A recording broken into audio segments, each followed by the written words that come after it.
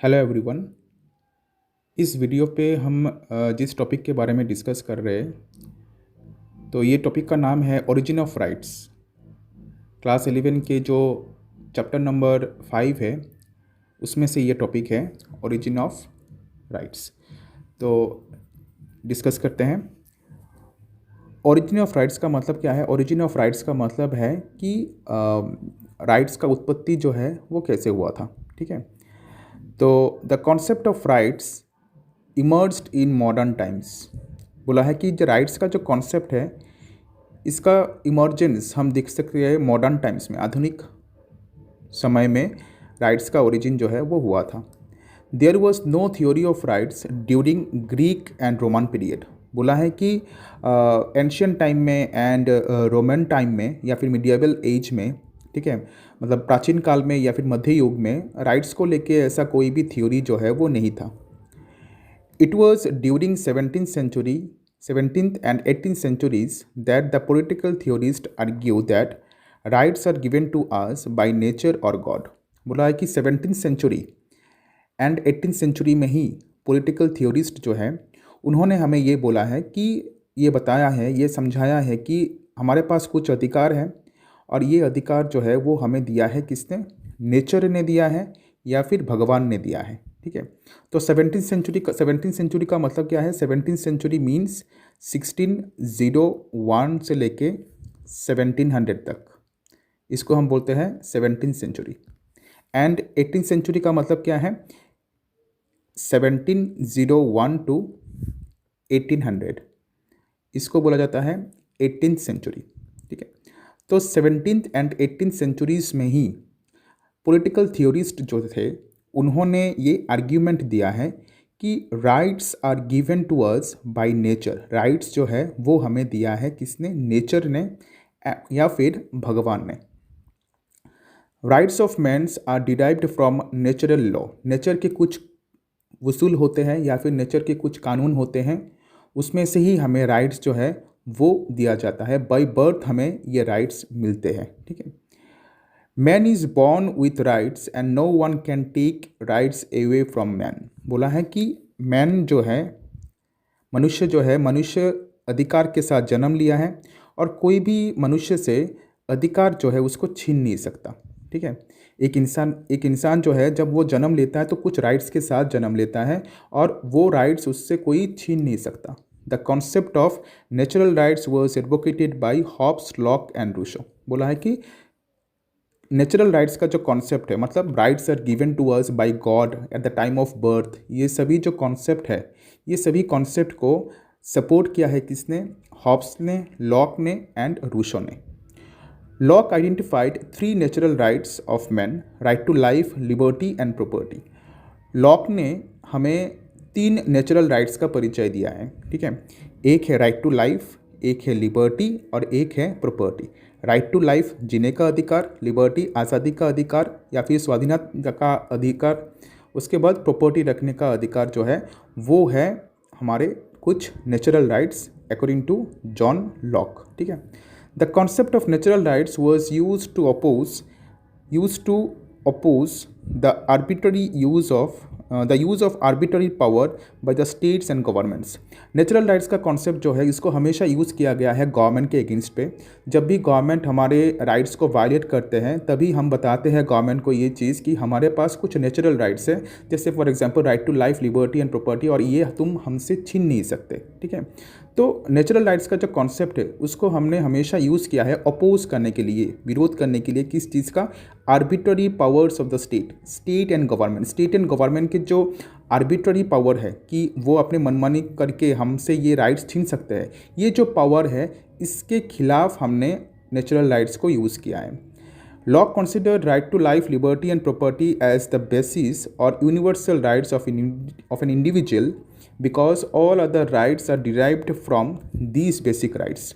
Lock ने बोला है कि ये जो 3 राइट्स है, right to life, liberty and property, ये तीनों राइट्स यूनिवर्सल राइट्स है। ठीक है, यूनिवर्सल राइट्स मतलब हर एक इंडिविजुअल के पास ये राइट्स है, और अदर राइट्स, बाकी जितने भी राइट्स जैसे political rights, social rights, economic rights, बाकी जितने भी राइट्स है एक्चुअली ये राइट्स से ही निकल के आते हैं।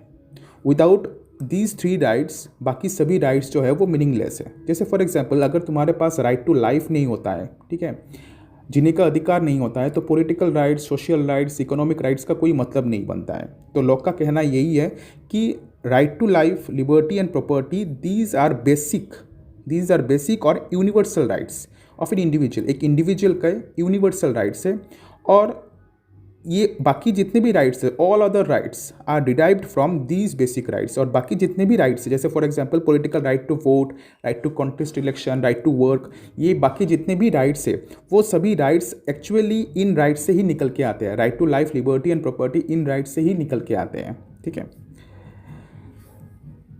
Today the term human rights is more used than the term natural rights. आज के टाइम पे हम नेचुरल राइट्स के जगह पे कौन सा वर्ड यूज़ करते हैं? ह्यूमन राइट्स का जो वर्ड है ये हम यूज़ करते हैं। ये जो टर्म है इसको हम यूज़ करते हैं नेचुरल राइट्स के जगह पे। Rights are treated as guarantee for the moral development of an individual, या फिर rights are treated as the guarantees for development of human personality. अपने ह्यूमन पर्सनैलिटी को डेवलप करने के लिए हमें ये राइट्स जो है वो चाहिए, और ये गारंटी देता है, राइट्स हमें ये गारंटी देता है कि अगर हमारे पास अधिकार रहता है तो ह्यूमन पर्सनैलिटी जो है वो डेवलप्ड होगा। All human beings are equally valuable, therefore they must enjoy rights equally. सभी ह्यूमन बींग्स इक्वली, समान तरीके से सभी ह्यूमन बींग्स जो है दे आर वैल्यूएबल, ठीक है, they are valuable, therefore they must enjoy rights equally. और इसी वजह से सभी को राइट्स इक्वली क्या करना चाहिए? एन्जॉय करना चाहिए। Rights and human beings are in fact correlated. Rights and human beings, ये दो जो कॉन्सेप्ट है, ये दोनों कॉन्सेप्ट एक दूसरे के साथ कनेक्टेड है। अगर राइट्स है तो वहाँ पे ह्यूमन बींग्स है, ह्यूमन बींग्स है तो तुम्हारे पास अधिकार जो है वो होने चाहिए। The movement for human rights gained momentum after the second world war. On 24th October 1945, the UN was established and the UN Charter paid special attention to human rights। बोला है कि ह्यूमन राइट्स को लेके, human rights मतलब क्या है? Natural rights. याद रखना, ह्यूमन राइट्स का मतलब है नेचुरल राइट्स, नेचुरल राइट्स। तो ह्यूमन राइट्स मतलब ही नेचुरल राइट्स, और नेचुरल राइट्स का मतलब क्या है? Right to life, liberty and property, ठीक है, ये सभी हमारे ह्यूमन राइट्स है। तो यहाँ पे बोला है कि ह्यूमन राइट्स को लेके, मतलब नेचुरल राइट्स को लेके जो मूवमेंट है, आंदोलन जो है वो और ज़्यादा बढ़ गया है after the second world war. Second world war के बाद क्या हुआ? द्वितीय विश्व युद्ध के बाद यूएन का जन्म हुआ, ठीक है। UN was established, United nation was established on 24 October 1945। And UN का जो चार्टर है, मतलब यूएन का जो कॉन्स्टिट्यूशन है हम बोल सकते हैं, उस पर ह्यूमन राइट्स के बारे में स्पेशली लिखा गया है, ठीक है। On 10th December 1948, the UN General Assembly adopted the Universal Declaration of Human Rights. Since then, the concern of human rights has increased manyfold। बोला गया है कि on 10th December 1948 UN general assembly, UN के जो general assembly है, UN के total 6 organs है, याद रखना। यूनाइटेड नेशन जो है, यूनाइटेड नेशन के टोटल 6 ऑर्गन्स है। First organ is general assembly, सबसे बड़ा ऑर्गन है ये। उसके बाद है सिक्योरिटी काउंसिल, उसके बाद है इकोनॉमिक एंड सोशल काउंसिल, इकोसॉक बोला जाता है। उसके बाद है ट्रस्टीशिप काउंसिल, उसके बाद है international court of justice ICJ, and last one is secretariat, ठीक है। तो यूएन के जो 6 ऑर्गन्स है, इनमें से जो सबसे बड़ा ऑर्गन है जनरल असेंबली। यूएन के जनरल असेंबली ने क्या किया है? Universal declaration of human rights declare किया है कि ह्यूमन राइट्स जो है वो यूनिवर्सल है। यूनिवर्सल का मतलब क्या है? सभी के पास ह्यूमन राइट्स जो है वो है, और उसको कोई भी वायलेट नहीं कर सकता, ठीक है। उसको कोई भी वायलेट नहीं कर सकता, उसको कोई भी एक्सप्लॉइट नहीं कर सकता, ठीक है। Since then the concern of human rights has increased manifold. और इस तब से जब से यूएन के जनरल असेंबली ने यूनिवर्सल डिक्लेरेशन UDHR, ठीक है, UDHR का फुल फॉर्म क्या है?